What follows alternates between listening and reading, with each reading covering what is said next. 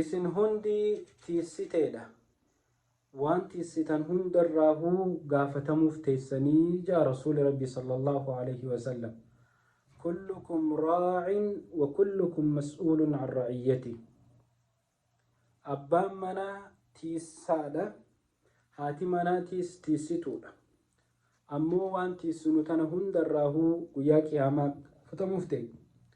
wanni tiissinu obboleeyyan kiyya re'ee hoolaa yookiin horii yookiin gaalaa miti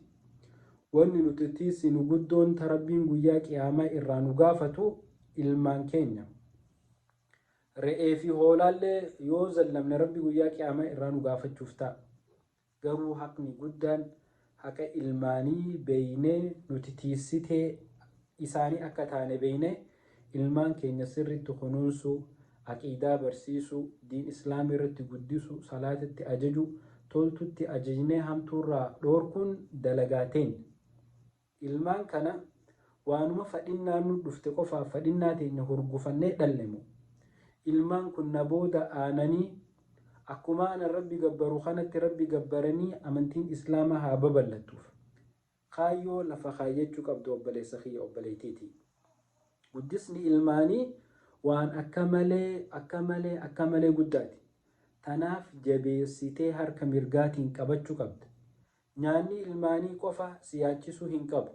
uffanni isaanii qofa dhugaatiin isaanii qofa gammachuun isaanii qofa yoo siyaachiste ati dhugaan ilmoo guddifachuutti hin jirtu diina ifi guddisu jirta yoo waanuma isaan nyaatanii fi isaan dhugan qofa yaadde ilmaan kanaaf ati abbaa gaarii miti tanaafuu obboleessa kiyya obboleettiitiyya hanga dandeenye ilmaan keenya akka rabbi jaalatutti haa guddisu ilmaan karaa gaarii irratti guddisuuf wanni jalqabaa osoo hin fuune ilmaan kee kabaru dhalatuuf haadha gaarii rabbi sodaatu tadiin qabdu laalu yeroo isaan dhalatan maqaa baasuu fi eega isaan guddatan diin barsiisu salaata irratti ajaju gaafa jalqabaa yoo haadha gaarii ilmaan keetiif hin laalin ilmaanis haadha laalaa waan guddataniif jecha qaceellumminni ilmaanii hin jiru jechuudha. Tanaaf rabbiin irraa nu gaafachuuf akka taa'u beeynee ilmaan keenya akka inni jaalatutti akka isaan diin kana nurraa dhaalanii dhaloota isaan boodaan jirutti dabarsanitti haa guddisnu. Kana mas'uuliyyummaan guddoon nuti qabnu. Tanaaf obboleeyyan kiyya nama ilmaan itti jallatan ilmaan isaanii rabbi haa qaceelchuu fi warra ilmaan mataa itti jabaatan ilmaan mataa rabbi haa laaffisuu fi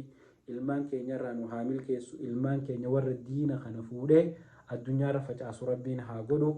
Wassalaamu alaykum wa rahmatullahi wa barakatuh.